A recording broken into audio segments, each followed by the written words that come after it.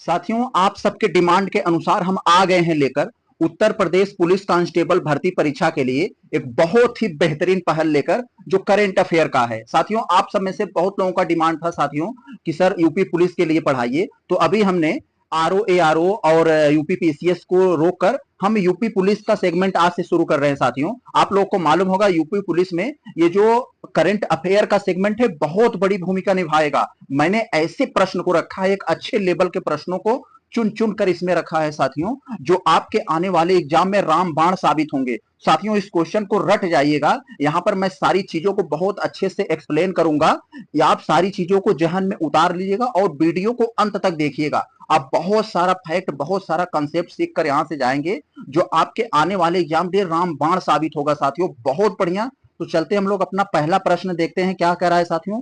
पहला प्रश्न हमारा कह रहा है साथियों, हाल ही में उत्तर प्रदेश सरकार ने किस वर्ष तक राज्य को मलेरिया मुक्त बनाने का निर्णय लिया है। तो साथियों, आपसे प्रश्न पूछ रहा है उत्तर प्रदेश सरकार ने किस वर्ष तक उत्तर प्रदेश को मलेरिया मुक्त बनाने का निर्णय लिया गया। तो साथियों, लक्ष्य है जो सरकार का 2027 तक उत्तर प्रदेश को मलेरिया मुक्त बनाने का निर्णय है। एक बात और यहां पर आपसे पूछ सकता है साथियों कि मलेरिया दिवस कब मनाया जाता है। तो 25 अप्रैल को मलेरिया दिवस मनाया जाता है, इसे भी याद रखिएगा। ऐसा फैक्ट भी पूछ सकता है। बहुत बढ़िया, आगे चलते हम लोग देखते हैं साथियों। कोई भी क्वेश्चन बड़ा नहीं होता है साथियों, उसका मैं एक एक करके एक्सप्लेन करूंगा। बस आपको वीडियो को देखना है, अच्छे से सुनना है। देखो ये क्या कह रहा है साथियों, बहुत बढ़िया कह रहा है। हाल ही में किसान दूरदर्शन किसान यानी डीडी किसान ने एक चैनल है साथियों, डीडी किसान। तो आप लोग को मालूम है एक दूरदर्शन बहुत पुराना और सरकारी चैनल है, दूरदर्शन को आप लोग जानते ही होंगे। तो वही दूरदर्शन ने 2015 में किसानों के लिए एक अलग से चैनल खोला, डीडी किसान। तो डीडी किसान ने अभी जो है दो जो है एआई यानी आर्टिफिशियल इंटेलिजेंस जो है समाचार पढ़ने के लिए, यानी जो पहले आदमी पढ़ते थे अब वो एक तरह की मशीन पढ़ेगी रोबोट की तरह। तो वही जो है डीडी किसान चैनल पर दो एआई एंकर की शुरुआत की है, यानी वहां कोई हमारे आपकी तरह इंसान नहीं होगा, वहां एआई होगा यानी एक तरह का रोबोट होगा। वही जो है किसानों को वो समस्याओं से संबंधित जानकारी देगा डीडी किसान चैनल पर। तो वही कह रहा है उसका नाम क्या है, वो जो जिन एआई एंकरों की शुरुआत की गई है उसका नाम क्या है साथियों, एआई क्रिश और एआई भूमि। तो यहां पर विकल्प नंबर ए सही होगा हमारा, एआई क्रिश और एआई भूमि। याद रखिएगा, मैं थोड़ा इसलिए समय आपका ले लेता हूं क्योंकि ज्यादा से जानकारी दे सकूं, आपकी प्रोडक्टिविटी 4 गुना तक बढ़ सके इसलिए। तो चले हम लोग पहला प्रश्न देख लिए, हम लोग दूसरा देखते हैं। दूसरा हो गया, तीसरा देखते हैं। यहां साथियों कह रहा है तीसरे वाले में, तीसरे प्रश्न में हाल ही में खबरों में रहा नेग्लेरिया फाउलेरी क्या है। नेग्लेरिया फाउलेरी साथियों एक प्रकार का अमीबा है, आप लोग जानते हैं अमीबा एक कोशिकीय होता है। विकल्प नंबर डी हमारा सही उत्तर होगा। खबरों में रहा नेग्लेरिया फाउलेरी। ऐसे ऐसे टर्म्स को याद रखिएगा, ऐसे टर्म्स पूछ लेता है तो बच्चों का दिमाग नहीं काम करता है, क्या हो सकता है, ये थोड़ा टेक्निकल टर्म है। अब देखिए चौथे में, दिखने में भारी लग रहा है लेकिन जरा सा भी दम इसमें नहीं है साथियों। आप लोग बस देखिए, ये देखिए कितना सरल क्वेश्चन है इसमें। तो साथियों थोड़ी सी ऐसी जानकारी होते यहाँ आपको बड़ा लग रहा होगा लेकिन बड़ा नहीं है। यहाँ आप लोग बहुत सारा फैक्ट सीखेंगे, हो सकता है यहीं से आपको पूछ लिया जाए। करा है हाल ही में चर्चा में रहा विवेकानंद रॉक मेमोरियल। अभी साथियों जब 7वां चरण का जब चुनाव होने वाला था तो मोदी जी यहाँ पर विवेकानंद रॉक मेमोरियल पर जाकर ध्यान कर रहे थे। तो लोग ये आरोप लगा रहे थे कि यह जो 7वें चरण के वोटर्स को जो है रिझाने के लिए मोदी जी ऐसा कर रहे हैं। तो उसी के संदर्भ में ये सवाल पूछा है, विवेकानंद रॉक मेमोरियल संदर्भ में दो कथन दिया है, इसी दोनों को पढ़कर हमें उत्तर देना है, सही उत्तर कौन सा है। तो साथियों आप लोग को मालूम है इसका औपचारिक उद्घाटन 1973 में तत्कालीन राष्ट्रपति बीबी गिरी द्वारा किया गया था। साथियों ये गलत है, गलत केवल यहाँ है, बीबी राष्ट्रपति यानी राष्ट्रपति बीबी गिरी के द्वारा किया गया था, ये बात सत्य है। लेकिन 1973 में नहीं, 1970 में किया गया था। तो ये बात गलत हो गया, 1970 में किया गया था। तो पहला वाला गलत हो गया हमारा। दूसरा है साथियों, ऐसा मान्यता है कि स्वामी विवेकानंद को इस राग पर ज्ञान की प्राप्ति हुई थी। यस, 3 दिन स्वामी विवेकानंद भी यहाँ पर जो है ध्यान किए थे और अपना वहां पर रुके थे। तो ये दो वाला सही है, यानी केवल दो सही है, सी वाला हमारा उत्तर होगा, केवल दो सही है। बस आगे देखें हम लोग क्या है पांचवा में। साथियों पांचवा में हमसे पूछ रहा है कि हाल ही में राष्ट्रीय महिला आयोग की ओर से, हाल ही में राष्ट्रीय महिला आयोग की ओर से जारी आंकड़ों के अनुसार 2024 में राष्ट्रीय महिला आयोग को सबसे अधिक शिकायत किस राज्य से प्राप्त हुई है। तो साथियों, जब ये प्रश्न को मैंने देखा तो हमें लगा कि यार मणिपुर में हिंसा चल रहा है वहां होगा, लेकिन नहीं, उत्तर प्रदेश में जो राष्ट्रीय महिला आयोग को सबसे ज्यादा शिकायत मिली है 2024 में, वो उत्तर प्रदेश से मिली है। लगभग 12,000 से ऊपर, 12,500 से ऊपर जो है शिकायत उत्तर प्रदेश से मिले, जो कि सबसे ज्यादा है। दूसरे नंबर पर दिल्ली है। दिल्ली से जो है महिलाओं के खिलाफ सबसे ज्यादा शिकायत दर्ज किया गया है। राष्ट्रीय महिला आयोग का ये आंकड़ा है। आगे चले हम लोग देखते हैं। देखें, छठवां में हमसे पूछ रहा है साथियों कि हाल ही में खबरों में रहा कोया जनजाति का संबंध किस राज्य से है। कोया जनजाति का संबंध पूछ रहा है किस जात से है। तो इसलिए साथियों यह चर्चा में आया, कोया जनजाति के लोग जो हैं वो महुआ से शराब बनाते हैं। तो उस शराब को पीकर कुछ लोग अंधे हो गए, कुछ लोगों की जान चली गई थी। पुलिस ने यहाँ इन जनजातियों पर छापा मारा था, बनाने नहीं दे रही थी शराब। तो इसीलिए ये लोग बहुत ज्यादा विरोध प्रदर्शन कर रहे थे, चर्चा में थे। तो ये कोया जनजाति आंध्र प्रदेश और ओडिशा में है। याद रखिएगा, आंध्र प्रदेश ओडिशा। दार शराब पिलाकर लोग अंधे हो गए, इससे समझ लीजिएगा आंध्र प्रदेश और ओडिशा। तो आगे चले हम लोग अब। आज सातवां में क्या है हमारा, हाल ही में चर्चा में रहा नालंदा विश्वविद्यालय के संदर्भ में आपको 2 कथन दिया है। इन्हीं कथनों पर विचार करके हमें जो है सही उत्तर देना है। तो साथियों, प्रश्न बड़ा आपको लग रहा होगा, इस पर ध्यान न दीजिए, आप इस पर ध्यान दीजिए, आप यहां से सीखते क्या हैं। तो नालंदा विश्वविद्यालय साथियों भी बहुत ज्यादा चर्चा में रहा, आप लोग जानते हैं इसके बारे में। तो थोड़ा सा एक्स्ट्रा जानकारी दे दें। नालंदा विश्वविद्यालय जो है वह गुप्त वंश में बनवाया गया था। गुप्त वंश में किसके शासनकाल में? कुमार गुप्त के शासनकाल में नालंदा विश्वविद्यालय बनाया गया था, जिसे जो है बख्तियार खिलजी ने ध्वस्त कर दिया था, नष्ट कर दिया था जलाकर। तो अभी उसका जो है नरेंद्र मोदी ने वहां पर जो है फिर से नालंदा विश्वविद्यालय के नवीन परिषद का उद्घाटन किए हैं। तो पहला वाला तो बिल्कुल सही है। और दूसरा वाला जब पढ़ेंगे, इस कैंपस के भीतर सबसे बड़ा नेट जीरो कैंपस है, यानी यहाँ पर किसी भी प्रकार का उत्सर्जन नहीं होगा। यहाँ पर जो है खुद का जो बिजली होगी यहाँ से खुद का उत्पादन किया जाएगा, यानी यहाँ नेट जीरो कैंपस बनाया गया है। तो यहाँ पर दोनों के दोनों कथन हमारे सही हैं। तो हमारे यहाँ दोनों के दोनों कथन सही है साथियों। तो विकल्प नंबर हमारा बी हो जाएगा, दोनों कथन सही हैं, ए वाला भी और ये वाला भी। और नालंदा विश्वविद्यालय कहाँ है ये तो जानते ही हैं, बिहार में है। ये बिहार के नालंदा जिले में एक राजगीर स्थान है, वहीं पर है। यहाँ पर हमारा क्वेश्चन नंबर 8 कह रहा है साथियों, आपसे पूछ रहा है हाल ही में खबरों में रहा जैतखंभ का संबंध किससे है। तो जैतखंभ साथियों एक पवित्र संरचना होती है सतनामी समाज की। तो सतनामी समाज की एक पवित्र संरचना होता है जैतखंभ। इसी को लेकर जो है कुछ सतनामी समाज के कुछ लोग पुलिस अधीक्षक पर या पुलिस ऑफिस में हमला कर दिए थे। ये सतनामी समाज के लोग, उनका कहना था कि पुलिस ने हमारे जैतखंभ जो हमारा पवित्र संरचना है इसको जो है खंडित किया है, इसको चोट पहुंचाया है। तो विकल्प नंबर सी हो जाएगा, जैतखंभ का संबंध सतनामी समाज से है। 9वां में हम लोग देख लें अगर, 9वें में साथियों क्या कह रहा है हमारा, हाल ही में किस भारतीय शांति सैनिक को डैग हेमशोल्ड मेडल से सम्मानित किया है। तो साथियों धनंजय कुमार सिंह को जो है डैग हेमशोल्ड मेडल से सम्मानित किया गया है। यह उस व्यक्ति को दिया जाता है जो संयुक्त राष्ट्र में जो है अपना सेवा प्रदान किया हो शांति मतलब के क्षेत्र में। तो विकल्प नंबर ए हमारा यहाँ सत्य है। 10वां में देखें क्या है, हमें कह रहा है जीमेक्स 24 द्विपक्षीय समुद्री अभ्यास है जो 2024 में हुआ। इसका 8वां संस्करण हुआ। कह रहा है ये कहां पर हुआ। तो साथियों ये हुआ जापान। जीमेक्स जो आप जान लीजिए, जीमेक्स जो अभ्यास है एक तरह का समुद्री अभ्यास है, ये इंडिया और जापान के बीच होता है। तो इसका जो हुआ था 8वां संस्करण इस बार, तो ये जापान के योकोसुका में हुआ था। विकल्प नंबर सी हो जाएगा। साथियों 11वें प्रश्न में आपसे पूछ रहा है कि निम्नलिखित में से कौन सा देश कोलंबो प्रक्रिया नामक क्षेत्रीय समूह में शामिल नहीं है। तो ध्यान देना है कौन सा नहीं है। तो कोलंबो प्रक्रिया नामक क्षेत्रीय समूह में अफगानिस्तान भी शामिल है, बांग्लादेश, कंबोडिया, ये तीनों शामिल है। मालदीव शामिल नहीं है, तो उत्तर हमारा मालदीव हो जाएगा।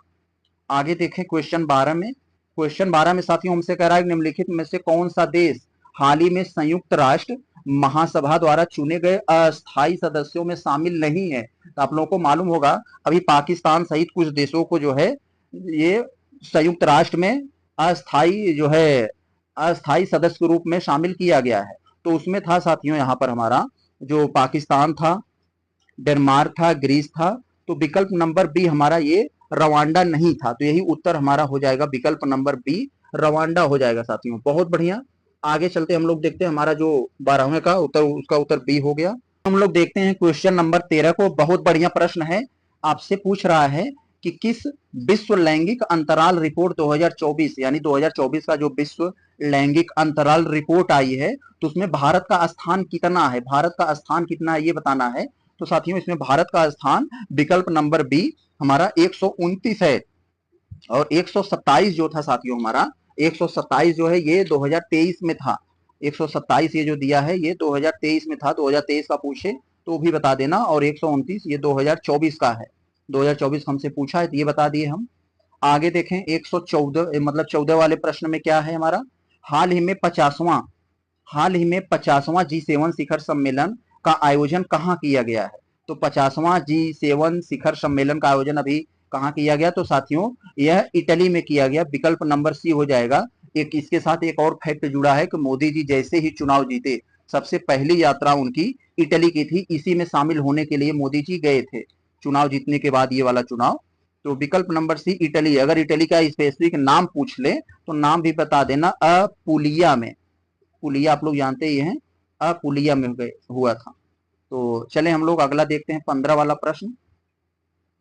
देखें देखने में बड़ा है, इसमें कोई दम नहीं साथियों, ऐसे प्रश्न पूछे जाते हैं और बच्चे जो है भयभीत हो जाते हैं ऐसे प्रश्नों से। तो हाल ही में कार्यस्थल प्रबंधन के मामले में, कार्यस्थल प्रबंधन के मामले में उत्तर प्रदेश का कौन सा शहर, कौन सा रेलवे स्टेशन देश में पहला स्थान पाकर अंतरराष्ट्रीय साइंटिस्ट एंड इंजीनियरिंग द्वारा सर्टिफिकेट प्राप्त किया है। तो उस स्टेशन का नाम बताना है साथियों, रेलवे स्टेशन का नाम बताना है आपको उत्तर प्रदेश का, जो देश में पहला स्थान पाकर अंतरराष्ट्रीय साइंटिस्ट एंड इंजीनियरिंग द्वारा सर्टिफिकेट प्राप्त हुआ है। तो साथियों बनारस का रेलवे स्टेशन है, विकल्प नंबर ए हो जाएगा हमारा ये वाला। आगे देखते हैं हम लोग क्या है अब हमारा 16 में, हाल ही में इस संगठन यानी कौन सा ऐसा संगठन है जो अपने चार्टर को लागू किया है। तो साथियों बिम्स्टेक ने, बिम्स्टेक एक संस्था है जो बंगाल के खाड़ी के किनारे देशों का संगठन है एक तरह का, तो जिसमें भारत भी शामिल है। तो बिम्स्टेक ने अपने चार्टर को लागू किया है। बिम्स्टेक के जैसे यहाँ पर आप लोग देख लिए ऐसे इसका ऐसे लिखा जाता है बिम्स्टेक।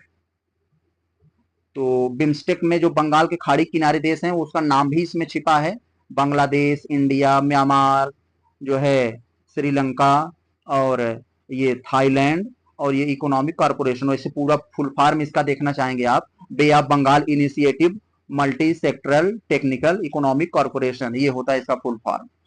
तो याद रखिएगा आप लोग। आगे देखें हम लोग 17 में, हाल ही में भारतीय रिजर्व बैंक यानी आरबीआई ने किस देश से अपने घरेलू भंडार में स्वर्ण प्रत्यावर्तन का निर्णय लिया गया है। तो साथियों आप लोग को मालूम होगा हमारा देश जब 1991 में आर्थिक संकट से गुजर रहा था, उसमें एलपीजी सुधार हुआ था, तो कर्ज लिया गया था बहुत बड़ी मात्रा में, लगभग 400 जो है बिलियन डॉलर के आसपास। तो उस समय ये कर्ज लिया गया था तो अपने देश का सोना गिरवी रखा गया था ब्रिटेन में। हालांकि उस कर्ज को जो है चुका दिया गया था 1 साल के अंदर, लेकिन कुछ कारणों से वो सोना अभी तक वहीं पड़ा था। तो भारत ब्रिटेन से उसी सोना को ला रही है जो अपने यहाँ उसे रखेगी। तो विकल्प ए हो गया। वही आपसे पूछ रहा है आरबीआई ने किस देश से अपने घरेलू भंडार में स्वर्ण प्रत्यावर्तन का निर्णय लिया है, तो ब्रिटेन से ला रही है, विकल्प ए हो जाएगा। 18 में देखते हैं साथियों, हाल ही में खबरों में रहे पंप और डंप, यहाँ डंप होगा, पंप और डंप स्कीम का संबंध किससे, तो साथियों शेयर मार्केट से है पंप और डंप।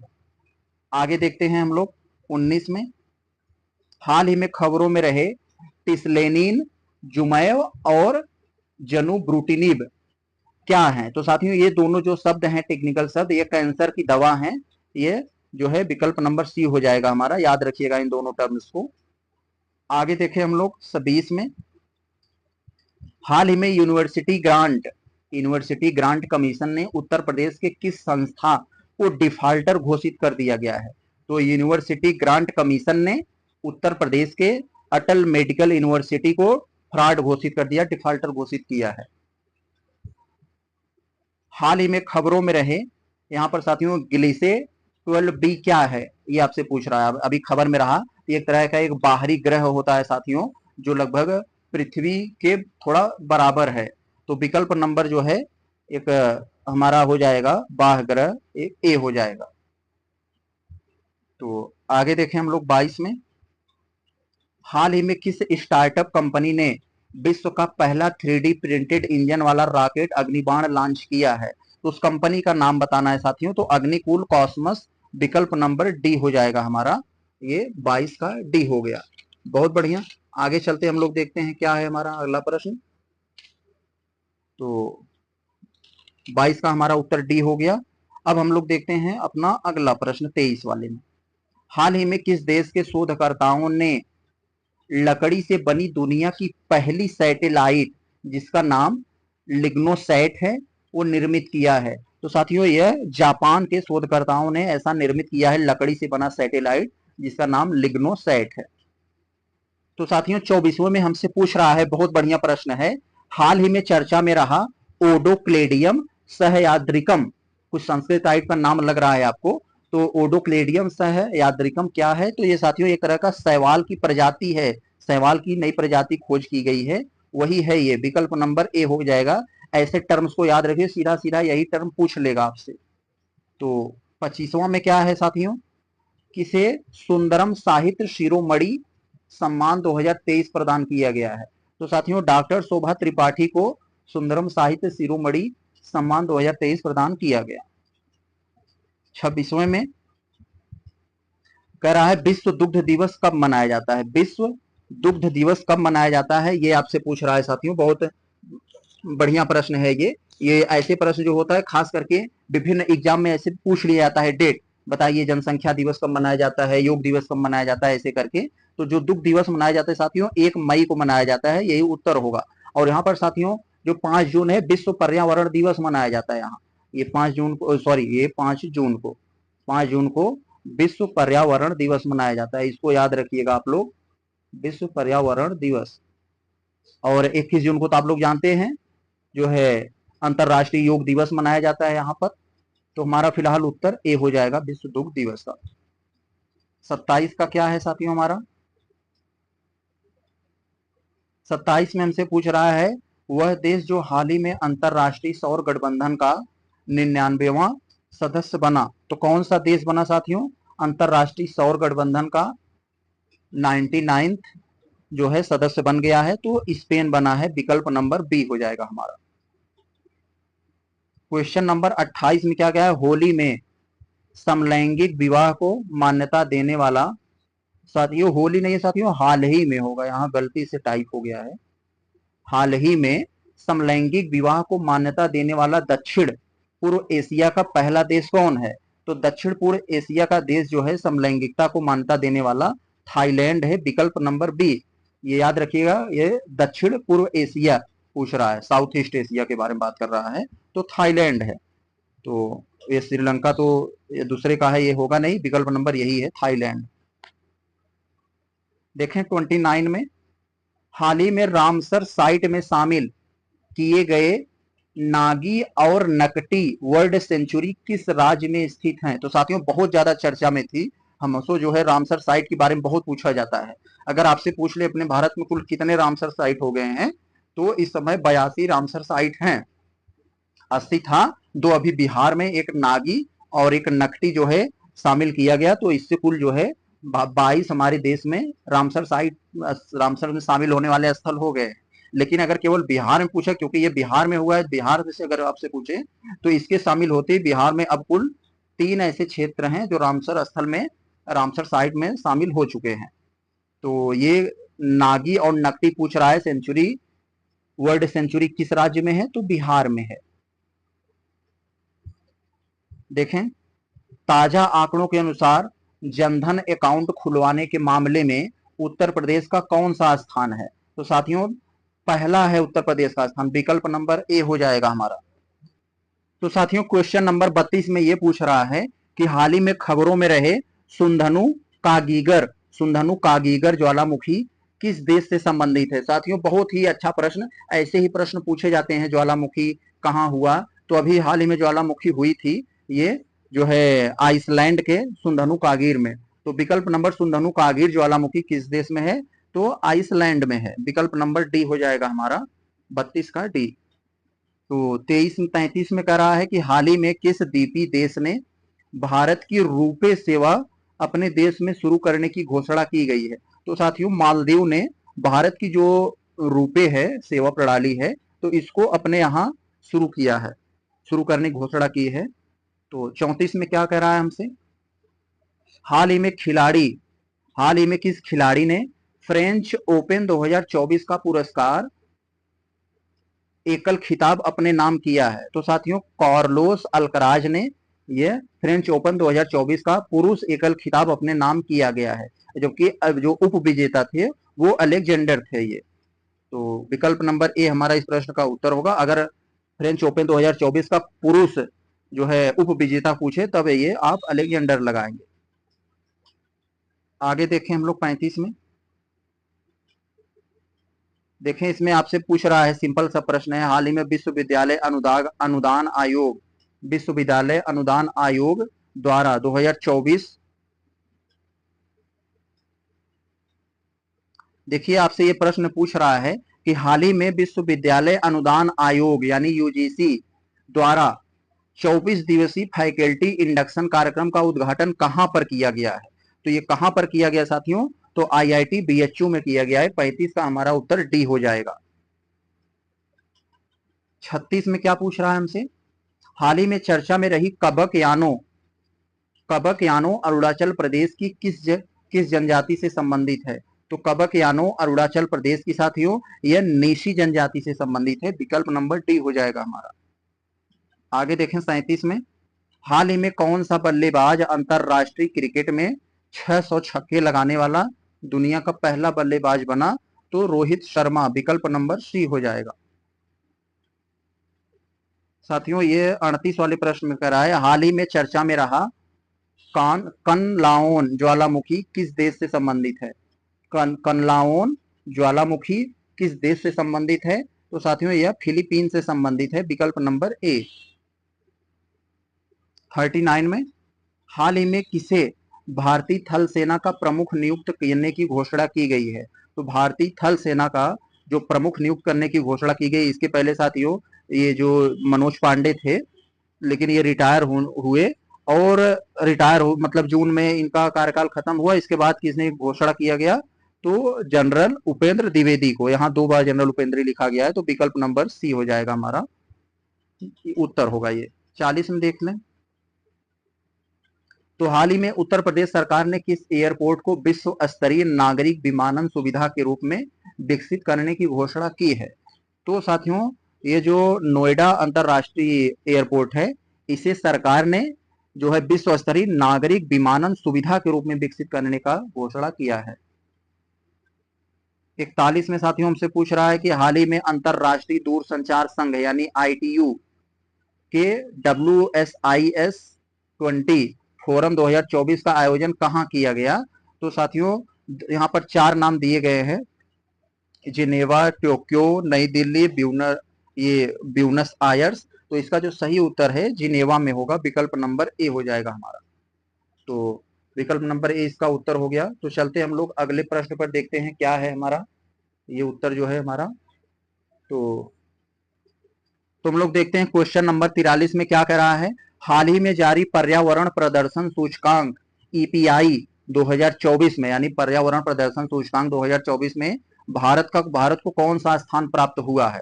तो साथियों यहाँ पर 4 दिए हैं, 176, 172, 177, 178। तो इसमें जो इस साल भारत को जो है पर्यावरण प्रदर्शन में सूचकांक में स्थान मिला है साथियों, तो इसका हमारा 176 हो जाएगा। विकल्प नंबर बी हो जाएगा। आगे देखें, हाल ही में जारी वैश्विक लैंगिक अंतराल रिपोर्ट 2024 का प्रकाशन किस संस्था के द्वारा किया गया है? वैश्विक लैंगिक अंतराल रिपोर्ट 2024 का प्रकाशन कौन सी संस्था ने किया है? तो साथियों विश्व आर्थिक मंच ने किया है। विकल्प नंबर ए हो गया। तो साथियों हम लोग देखते हैं क्वेश्चन नंबर 45। इसमें क्या कह रहा है, बहुत सिंपल सा प्रश्न है, ऐसे ही प्रश्न पूछे जाते हैं। देखो क्या कह रहा है, वित्त वर्ष 2024 में ट्रांसमिशन उपयोगिताओं द्वारा ट्रांसमिशन लाइन के विस्तार के मामले में, किस मामले में, ट्रांसमिशन लाइन के विस्तार के मामले में कौन सा राज्य सबसे आगे रहा है? तो साथियों तमिलनाडु आगे रहा है। यहाँ बी होगा हमारा विकल्प, यहाँ सी होगा। तो विकल्प नंबर बी, तमिलनाडु जो है सबसे आगे रहा है ट्रांसमिशन लाइन के विस्तार में। क्वेश्चन नंबर 46 में हमसे पूछ रहा है, कह रहा है कि संयुक्त राष्ट्र सतत विकास रिपोर्ट 2024 में भारत को कौन सी रैंक हासिल हुई? तो साथियों भारत को 109वीं रैंक हासिल हुई है संयुक्त राष्ट्र सतत विकास रिपोर्ट 2024 वाले में। आगे देखें 47 में साथियों कह रहा है कि आई हैव स्ट्रीट्स ए कुट्टी क्रिकेटर स्टोरी, ये कुट्टी क्रिकेटर स्टोरी या जो पुस्तक लिखी गई है, तो यह किसके द्वारा लिखी गई है साथियों? यही आपसे पूछ रहा है 47 वाले में। ऐसे पुस्तक का नाम दे देगा, कोई और दे देगा, पूछ देगा ये कौन सा, किसने लिखा है। तो ऐसे प्रश्न, कई सारे प्रश्न पूछे जाते हैं। तो ये जो हमारा 47वां प्रश्न है, तो इसका उत्तर होगा साथियों ये हरमिंदर सिक्का, ये आर अश्विनी विकल्प, फिर यहाँ उल्टा हो गया है, तो यहाँ बी होना चाहिए था, यहाँ सी। तो आर अश्विन ने लिखी है, विकल्प नंबर बी हो जाएगा हमारा, यही उत्तर होगा। तो साथ ही हम लोग देखते हैं क्वेश्चन नंबर 48। इसमें कह रहा है कि हाल ही में चर्चा में रहा एक द्वीप है, उसका नाम है पापुआ न्यू गिनी द्वीप। तो कह रहा है ये किस महासागर में है? तो पापुआ न्यू गिनी द्वीप, पी से पापुआ, पी से प्रशांत महासागर। तो विकल्प नंबर ये सी हो जाएगा हमारा, पापुआ न्यू गिनी द्वीप। 49 वाला देखते हैं, अंतरराष्ट्रीय बुकर पुरस्कार 2024 के विजेता कौन है? तो अंतरराष्ट्रीय बुकर पुरस्कार के मतलब जो 2024 के विजेता हैं, ये कौन है साथियों? तो ये हैं जेनी एरपेनबेक। तो विकल्प नंबर ए हो जाएगा हमारा यही। 50। तो हम लोग देखते हैं क्वेश्चन नंबर 50 क्या कह रहा है इसमें, हाल ही में संपन्न हुआ आईपीएल 2024 के ऑरेंज कैप विजेता कौन है? तो ऑरेंज कैप विजेता जो घोषित किया गया साथियों, विराट कोहली को, विकल्प नंबर ए। तो साथियों यहाँ पर हमने टोटल 50 करंट अफेयर, जो बहुत ही महत्वपूर्ण एक अच्छे लेवल के प्रश्न बताया। हमने बच्चों वाले प्रश्न नहीं बताए हैं, और जो प्रश्न बताए एक अच्छे लेवल का, उसे एक्सप्लेन भी मैंने अच्छे से किया है। तो ऐसे ही प्रश्नों को आप लोग जरूर मंथन करिए, ऐसे ही अपने दोस्तों को शेयर करिए। हम ऐसे ही प्रश्न, अगर आप चाहते हैं कि मैं ऐसे और वीडियोस लाऊं, तो आप हमें कमेंट करिए, बताइए कि सर आपको हमारा मतलब आपका वीडियो हमें कैसा लगा। तो चलते हैं, मिलते हैं हम लोग नेक्स्ट टाइम में। तो तब तक के लिए हम लोग फिर मिलेंगे, नमस्कार।